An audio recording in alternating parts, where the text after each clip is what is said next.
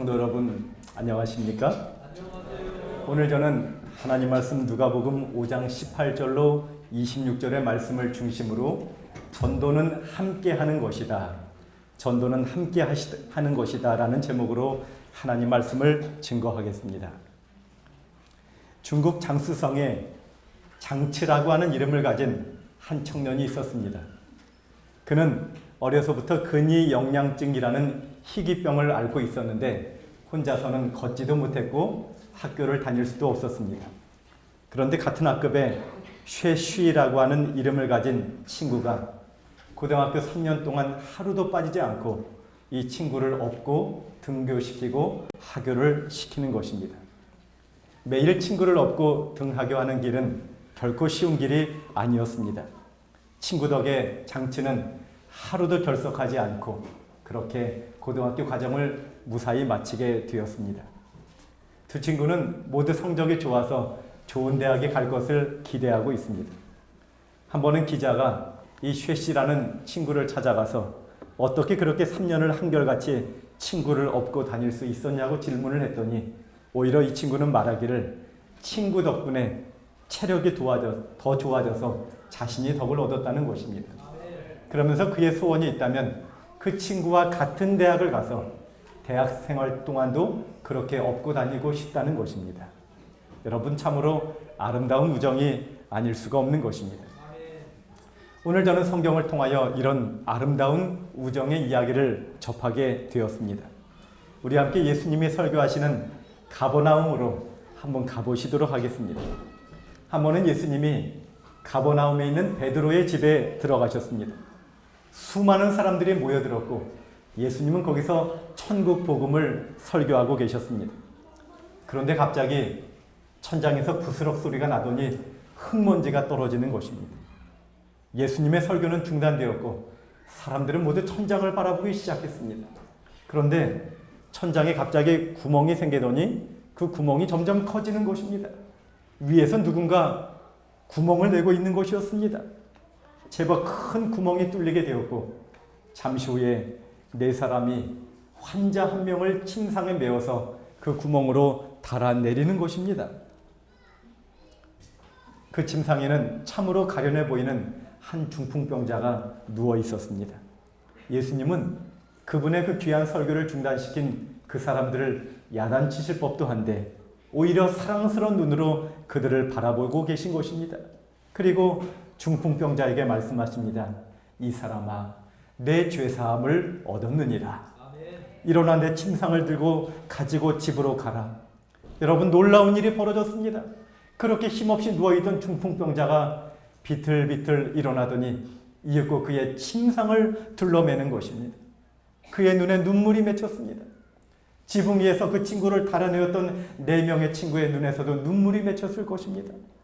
예수님께 몇 번이고 감사하다고 인사를 하고 그는 침상을 메고 집으로 돌아가는 것이었습니다.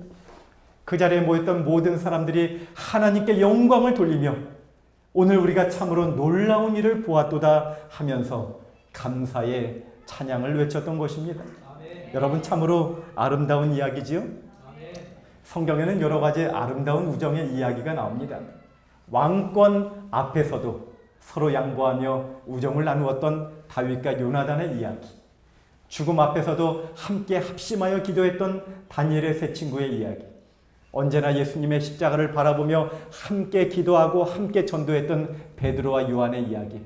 성경은 이렇게 아름다운 우정의 이야기가 많이 소개되어 있지만 제 마음 가운데 가장 감동을 주는 우정의 이야기는 바로 오늘 이 중풍병자를 메고 온 내 친구의 이야기가 아닐까 생각이 드는 것입니다.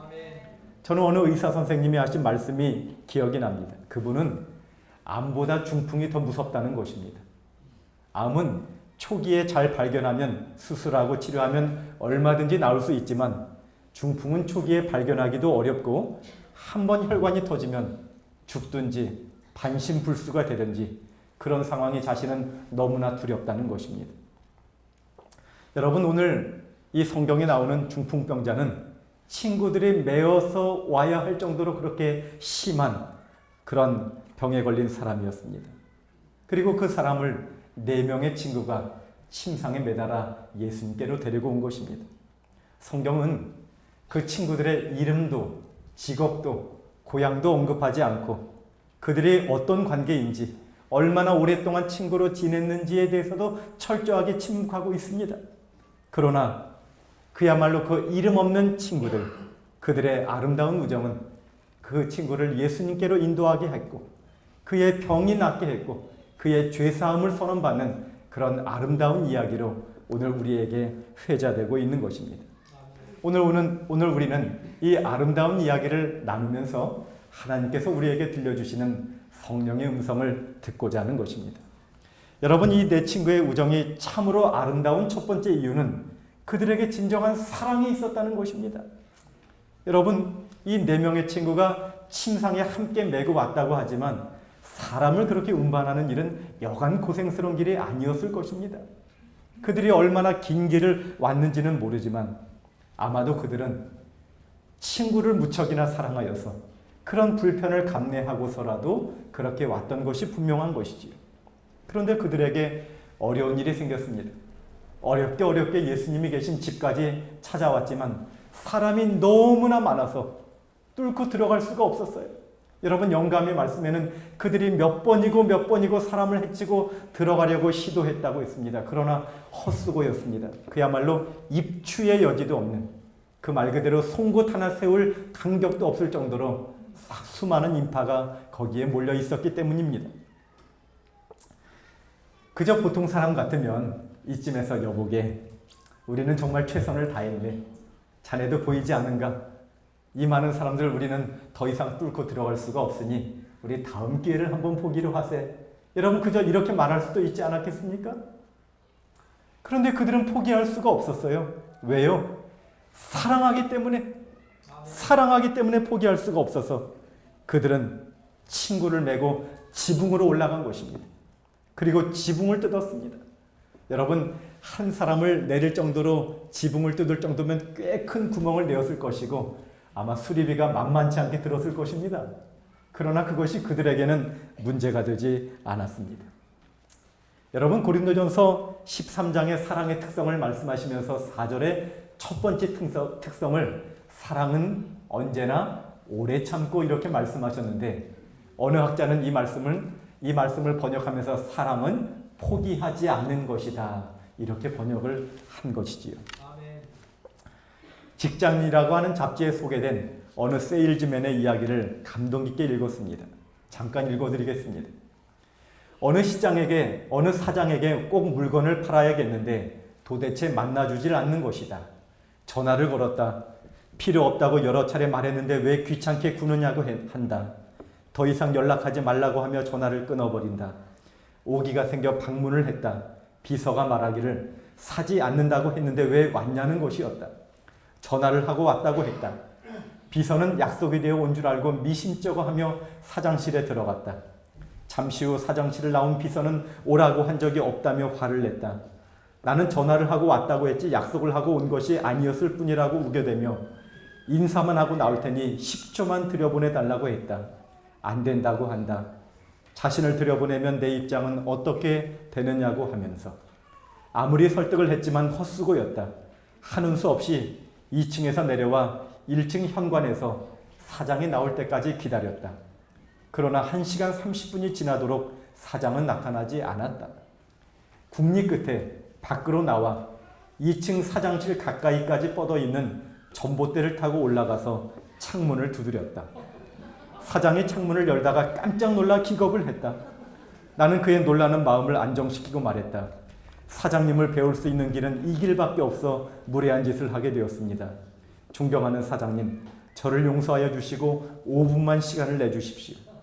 시간을 얻어낸 후 그 창문을 통하여 사장실에 들어가 상담을 시작했다. 마침내 판매를 성공시켰고 감사하다는 인사를 남기고 비서실을 통해 나오게 되었다. 비서는 깜짝 놀랐다. 들어간 적이 없었는데 나오니까 당연한 일일 수밖에. 그 후에 나는 그분과의 좋은 친분으로 그분 주위의 많은 사람들을 고객으로 만들 수 있었다. 여러분, 물건 하나 팔기 위해서라도 이렇게 포기하지 않는 열정으로 달려드는데 우리는 정말 영원한 하늘을 소개하는 영혼을 구원하는 일에 우리는 절대로 포기해서는 안 되겠습니다. 아멘. 여러분, 창세기 18장에 보면 아브라함이 조카 롯을 위하여 기도하지요. 그런데 하나님이 롯이 살고 있는 소돔과 고모라를 멸망시키겠다고 하는 것입니다. 아브라함이 기도합니다. 23절 가까이 나와 가로되 주께서 의인을 악인과 함께 멸하시려나이까. 주님, 그 성중에 의인 50이 있을지라도 멸하시겠습니까? 하나님이 그렇게 하지 않겠다고 합니다. 27절에 아브라함이 말하여 가로되 티끌과 같은 나라도 감히 주께 구하나이다. 주님, 50명에서 5명 빠진 45명 있어도 멸하시겠습니까? 29절에 아브라함이 또 고하여 가로되 주님, 혹시 40명이면 어떻겠습니까? 30절에 아브라함이 가로되 내 주여 노하지 마옵소서. 거기 30명이면 좀 용서해 주시겠습니까? 31절에 아브라함이 또 가로되 내가 감히 주께 구하나이다. 주님, 20명이면 어떻겠습니까? 32절에 아브라함이 또 가로되 주는 노하지 마옵소서. 내가 이번만 말씀하리이다. 주님, 10명이면 어떻게 하시겠습니까? 여러분, 아브라함이 속된 말로 낯짝이 참 두껍죠. 그가 이렇게 기도할 수 있었던 이유는 무엇입니까? 그는 진정으로 조카를 사랑했기 때문이 아니겠습니까? 여러분, 그럼에도 불구하고 소돔과 고모라가 멸망할 수밖에 없었던 이유는 의인 한 명이 없었기 때문입니다. 조카 롯도 의인이 못 되었습니다. 성경에 보면 조카 롯을 하나님이 구원하신 이유는 창세기 19장 29절에 하나님이 아브라함을 생각하사 롯을 건져내셨다고 그렇게 말하고 있는 것입니다. 여러분, 사랑하면 포기할 수 없는 것입니다. 여러분 중에 혹 남편의 구원을 위하여, 자녀의 구원을 위하여, 혹 친구나 친족의 구원을 위하여 하나님 앞에 여러 해를 기도했는데 결실이 없어서 실망하고 계신 분이 계십니까? 정말 이제는 너무나 지쳐서 포기하고 싶은 마음까지 드는 성도가 있으십니까? 여러분, 이 시간 다시 한번 용기를 내시기 바랍니다. 아멘. 사랑하는 마음으로 그저 한 번만 더라는 심정을 가지고 시도하게 되시기를 간절히 바라는 것입니다. 아멘. 몸이 약해서 평생을 독진으로 지내야 했던 한 여집사님이 계셨어요. 그분은 여동생의 집에 얹혀 살면서 지내야 했습니다. 그런데 얼마나 믿음이 신실하신지 나중에는 그 여동생과 그 제부까지 진리 안으로 인도하게 되었습니다. 그의 마음의 소원은 오빠를 주님께 인도하는 것이었어요.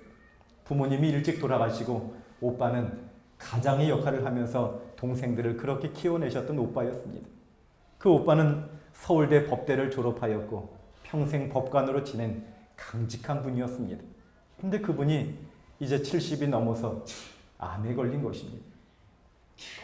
에덴 요양병원에 입원하고 있었습니다. 이 집사님의 간절한 기도와 요청으로 제가 목회하고 있는 그곳에서 2시간 남짓 걸리는 에덴 요양병원까지 방문을 했어요. 그런데 방문을 했더니 그 오빠는 단호하게 저를 거절하면서 목사님, 먼 길을 오신 것은 감사하지만 내 평생에 내 자신 하나 믿고 살아왔는데 이제 와서 신앙이 무슨 소용이 있겠습니까? 목사님, 그냥 돌아가세요. 너무나 분명하게 이야기를 하는 것입니다. 그러나 저는 포기할 수 없었습니다. 2번째 방문을 했어요. 역시 단호하게 거절하는 것입니다. 3번째 방문을 했어요. 오히려 동생들에게 야단을 치면서 너희들 목사님 데려오지 말라고 했는데 대체 왜 이렇게 힘들게 하는 거니? 하고 야단을 치는 것이었습니다. 그러나 포기할 수가 없는 것입니다. 아멘. 간절히 기도하는 마음으로 4번째 방문을 했는데 그분이 이렇게 말씀하시는 거예요. 목사님, 언제 오시나 기다렸습니다. 아멘. 제가 제 자신을 믿고 산다고 했지만 마음 한구석에는 늘 지고하신 하늘의 존재가 있음을 믿고 살았습니다. 아멘. 그분과 함께 성경 공부를 했고 신뢰를 결심하셨어요. 정말 병실이 울음바다가 되었습니다. 그런데 여러분, 사단도 포기하지 않나 봅니다. 그 주에 그분의 자녀들이 방문을 해서 아버지 친례를 받으면 천주 교인이었던 그 자녀들이요, 아버지 장례 안 모시겠다는 것입니다. 이분이 저에게 전화를 해서 목사님 먼 길까지 오신 그 수고는 참 감사하지만 그저 제가 마음으로 믿었으니 침례는 좀 생략하면 어떨까요? 여러분 그 말을 듣는데 인간적인 마음으로는 정말 그렇게 하라고 싶은 마음이 여기까지 올라오는 것입니다. 그러나 그를 사랑하기 때문에 포기할 수가 없는 것입니다. 아멘. 다시 방문을 했어요. 우리가 하나님의 선하신 뜻대로 나아갈 때, 결과를 하나님께 맡길 때 선하신 하나님이 책임져 주실 것이라는 믿음으로 그에게 권고를 하였고, 그는 다시 한번 그의 결심을 굳게 하고 침례를 받고 평안한 마음으로 믿음 안에 잠들게 되셨습니다. 아멘. 사랑하는 여러분, 우리 주님은 우리를 절대로 포기하지 않으십니다. 그래서 그분은 십자가에서 우리의 생명을 포기하지 않으시고 우리의 이름을 불러가면서 그렇게 우리를 대신하여 자신의 생명을 대신 바치신 것입니다. 우리 지도기도 하나님 말씀 안 들 때 있지 않습니까? 하나님이 우리를 포기하실 법도 한데 호세아 11장 8절에 에브라임이여 내가 어찌 너를 놓겠느냐, 이스라엘이여 내가 어찌 너를 버리겠느냐, 내가 어찌 너를 아드마같이 놓겠느냐, 어찌 너를 스보임같이 두겠느냐, 내 마음이 내 속에서 돌아서 나의 긍휼이 온전히 불붙듯 하도다. 아멘. 여러분, 하나님은 우리를 포기하지 않으시는데 아멘. 우리도 영혼을 포기하지 않는 심정으로 한 번 더 기도하시고 한 번 더 청하시기 바랍니다. 아멘. 내 친구의 포기하지 않는 사랑이 친구를 구원한 것처럼 포기하지 않는 사랑으로 영혼을 주님께로 인도하는 저와 여러분의 복된 경험이 되시기를 간절히 바라겠습니다. 아멘. 여러분, 두 번째로 내 친구의 우정이 참으로 아름다운 이유는 그들에게 진정한 믿음이 있었다는 것입니다. 아멘. 누가복음 5장 20절에 예수께서 저희 믿음을 보시고 이르시되 이 사람아 내 죄사함을 얻었느니라. 여러분, 예수님은 저희 믿음을 보셨다고 했어요. 여러분, 이 내 친구에게는 진정한 믿음이 있었는데 그것은 이 사람을 예수님께로 데려가면 예수님이 반드시 고쳐주실 것이라는 그런 믿음이 있었다는 것입니다. 아멘. 여러분, 영감의 글은 이 사건을 소개하면서 매우 의미심장한 말씀을 하시는데요. 시대의 소망 267페이지, 이 이적이 행해진 것은 죄를 용서하시는 당신의 능력을 나타내시기 위함이었다. 이렇게 말하고 있습니다. 여러분, 이 중풍병자를 고친 이 사건을 통하여 예수님은 죄를 용서하시는 주님의 권세를 우리에게 보여주시기를 원하셨다는 것입니다. 그래서 예수님은 중풍병자에게 일어나 걸어가라 라고 말하기 전에 먼저 이 사람아 내 죄사함을 받았느니라 이렇게 선언하신 것입니다. 여러분, 이 말은 상당한 논란을 일으켰어요. 그 자리에 있었던 서기관들과 바리새인들이 이 사람 참으로 신성모독의 사람이다, 하나님 외에 누가 죄를 사할 권세가 있는가 이렇게 말하는 것입니다. 예수님의 그들의 마음을 아시고 그들에게 말씀하십니다. 내 죄사함을 받았느니라 하는 말과 일어나 걸어가라 하는 말이 어느 것이 쉽겠느냐? 여러분, 어느 말이 쉽습니까? 일어나 걸어가라 하는 말이 쉽습니까? 내 죄사함을 얻었느니라 하는 말이 쉽습니까? 어느 말이 더 쉬워요? 여러분, 사실 사람에게는 둘 다 어렵습니다. 아니, 둘 다 불가능합니다. 왜냐하면 사람에게는 중풍병자를 일으킬 능력도 죄를 사할 권세도 없기 때문입니다. 그런데 예수님에게는 어느 것이 더 쉽겠습니까? 어느 것이 더 쉬울까요? 여러분, 예수님에게는 일어나 걸어가라 하는 말이 훨씬 쉬운 것입니다. 왜냐하면 그분은 창조주시요 생명의 주인이시기 때문에 중풍병 고치는 거 아무것도 아닌 것입니다. 그러나 그분이 내 죄가 사해졌느니라 이렇게 말씀하신 것이 참으로 어려웠는데 그것은 그렇게 선언하시기 위하여 당신 자신이 십자가에 죽으셔야 했기 때문인 것입니다. 아멘. 아멘. 그렇게 어려움에도 불구하고 예수님이 내 죄가 사해졌다고 선언하신 이유는 그 죄로 병들어 있는 가련한 영혼을 보면서 그 사람을 위해 죽기로 이미 결심하시고 말씀하신 것입니다. 아멘. 여러분, 그래서 예수님이 그 내 친구의 믿음을 귀히 보신 이유는 여러분, 십자가의 은혜는 우리에게 값없이 주어졌지만 우리는 그것을 믿음으로 받기 때문인 것입니다. 아멘. 그래서 우리에게는 믿음이 필요한 것입니다. 오늘 주님은 그 병자를 보시면서 그를 위해서 십자가에서 죽으실 그분의 사명을 생각하셨던 것입니다. 그리고 그들이 예수님께로 왔을 때 반드시 고침을 받은 것처럼 죄인들이 십자가 되신 예수님의 십자가로 나아올 때 한 명도 빠짐없이 구원받을 것을 미리 아셨기 때문에 그 사람에게 먼저 내 죄사함을 얻었느니라고 선언하신 것입니다. 사랑하는 여러분, 우리는 그저 중풍병자를 고치신 사건을 2000년 전에 가버나움에서 있었던 그 사건으로 그냥 넘기시면 안 되는 것입니다. 죄와 방종으로 인하여 어느 날 반신불수가 되어서 내 몸이 내 마음대로 움직이지 않는 이 중풍병의 현상은 선하게 살고자 마음의 소원은 있으나 선하게 살지 않고 자꾸만 죄를 짓는 우리 마음대로 어쩔 수 없는 우리의 영적인 상태를 나타내는 질병이 아니겠습니까? 사도행전 7장 19절 내가 원하는 바 선은 하지 아니하고 도리어 원치 아니하는 바 악은 행하는도다. 여러분, 내가 정말 믿음대로 잘 살려고 하는데 잘 되지 않는다고 생각하는 분이 있다면 우리는 영적인 중풍병자인 것입니다. 어쩌면 오늘 우리에게 가장 필요한 말이 있다면 이 사람아 내 죄사함을 얻었느니라라는 예수님의 선언이 아니겠습니까? 오늘 여러분 중에 혹시 죄책감으로 떨고 있는 분이 계십니까? 숨겨진 은밀한 죄로 인하여 마음에 고통스러워 하시는 분이 계십니까? 오늘 주님의 십자가로 나오신다면 주님은 반드시 여러분을 용서하시고 이 사람아 내 죄사함을 얻었느니라라고 선언해 주실 줄로 믿습니다. 여러분, 교회에 보내는 권면 48페이지 만일 그대가 그대의 죄를 깨달으면 죄를 슬퍼하는데 온 힘을 바치지 말고 십자가를 바라보고 삶을 얻으라. 예수님은 우리의 유일한 구주이시다. 그의 공로를 신뢰하는 사람은 한 사람도 멸망하도록 버려지지 않을 것이다. 십자가에 못 박히고 부활하신 구주를 의지하라. 가련하고 죄로 병든 절망적인 영혼이여 십자가를 바라보고 삶을 얻으라. 그분께서는 당신께로 나오는 모든 자들을 구원하실 것이다. 여러분, 오늘 다시 한번 믿음으로 십자가를 붙들게 되시길 바랍니다. 그분 안에서 참된 죄 용서의 선언을 듣게 되시기를 바랍니다.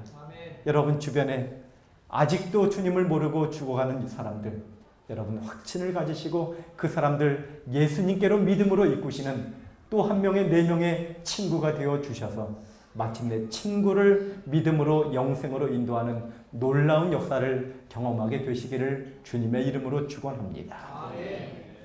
여러분, 마지막으로 내 친구의 우정이 참으로 아름다운 이유는 그들에게 진정한 연합이 있었다는 것입니다. 한 사람을 주님께로 인도하기 위하여 내 친구는 함께 메고 예수님께로 왔고 함께 들쳐업고 지붕 위로 올라갔고 함께 지붕을 뜯어내었고 함께 친구를 지붕에서 달아내었던 것입니다. 여러분, 마찬가지로 한 영혼을 주님께로 인도하는 데는 연합된 노력이 필요합니다. 우리가 한 사람을 인도하고 성경을 가르치고 챙겨주고 하면서 예수님께로 인도하는 일을 혼자서 하기는 참으로 힘든 일입니다. 그러나 우리가 작은 교회를 묶였는데 그 중에 어떤 사람은 영혼을 잘 데려오는 사람이 있어요. 또 어떤 사람은 데려오는 일은 약하지만 그저 온 사람 사랑으로 잘 챙겨주는 사람이 있어요.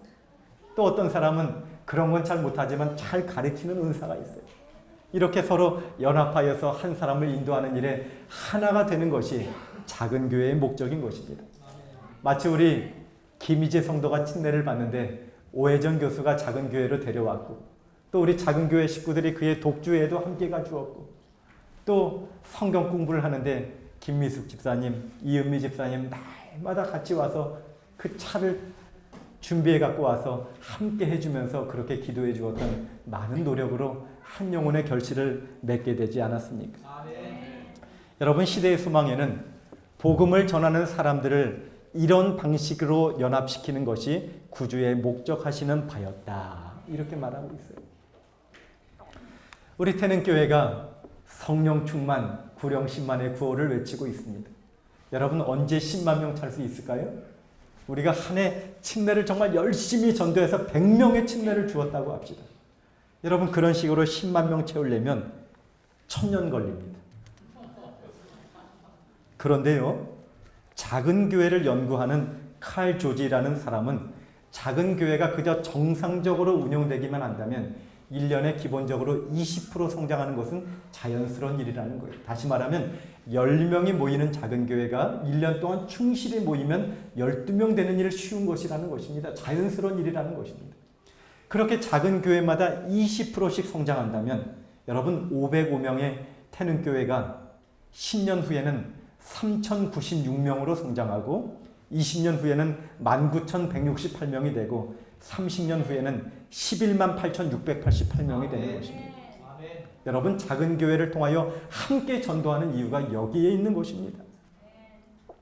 이번 전도회에 우리 작은 교회들마다 똘똘 뭉쳐서 한 영혼을 주님께로 인도하는 일에 연합하여 아름다운 결실을 보는 그런 놀라운 역사가 우리에게 있기를 간절히 바랍니다. 아멘. 저는 이제 말씀을 마치면서 여러분에게 한 이야기를 말씀드릴까 합니다. 미국 플로리다 주에 29살 먹은 케반 챈틀러라는 청년이 살았습니다. 그는 어려서부터 선천적으로 척수성 근위축증을 앓고 있었는데 그는 대부분의 시간을 휠체어에 앉아서 보내야 했습니다. 그런데 그에게 꿈이 있었는데 그는 한번 유럽을 여행하는 것이 꿈이었습니다. 그리고 그의 소망을 날마다 카페에서 SNS에 올리곤 하였습니다.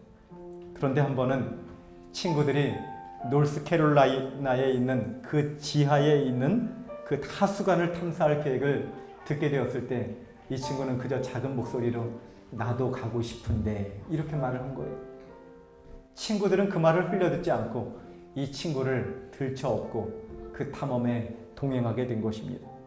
그리고 올해는 유럽 배낭여행을 계획하면서 이 케반을 태울 특수한 안장과 받침대까지 준비하여서 3명의 친구가 그를 번갈아 메고서 유럽을 데리고 간 것입니다.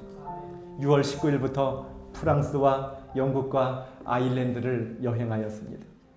처음에는 체중이 30kg밖에 되지 않아서 쉬울 줄 알았는데 한 15분 걷고 났더니 관절이 쑤시기 시작했다고 고백하는 것입니다. 그러나 그들은 포기하지 않고 유럽의 여러 곳을 친구를 얻고 그렇게 여행을 했습니다. 그저 사진에서나 볼 것으로 생각했던 그곳을 보면서 친구는 감격의 눈물을 흘린 것입니다.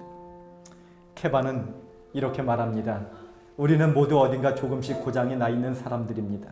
그래서 서로가 필요한 것이 아닐까요? 우리 여행에 많은 이들이 용기를 얻었으면 좋겠습니다. 그를 업고 갔던 벤자민이 말합니다. 제 친구가 비록 장애를 가졌다고 해서 친구의 꿈이 다른 사람들의 꿈보다 작아야 할 이유가 없습니다. 이렇게 말하는 것입니다. 사랑하는 여러분, 한 친구에게 넓은 세상을 보여주기 위하여 친구들이 연합하여 함께 수고한 것처럼 오늘 우리도 한 영혼을 주님께 인도하기 위하여 포기하지 않는 사랑과 연합된 믿음을 가지고 그렇게 힘써야 할 줄로 믿습니다.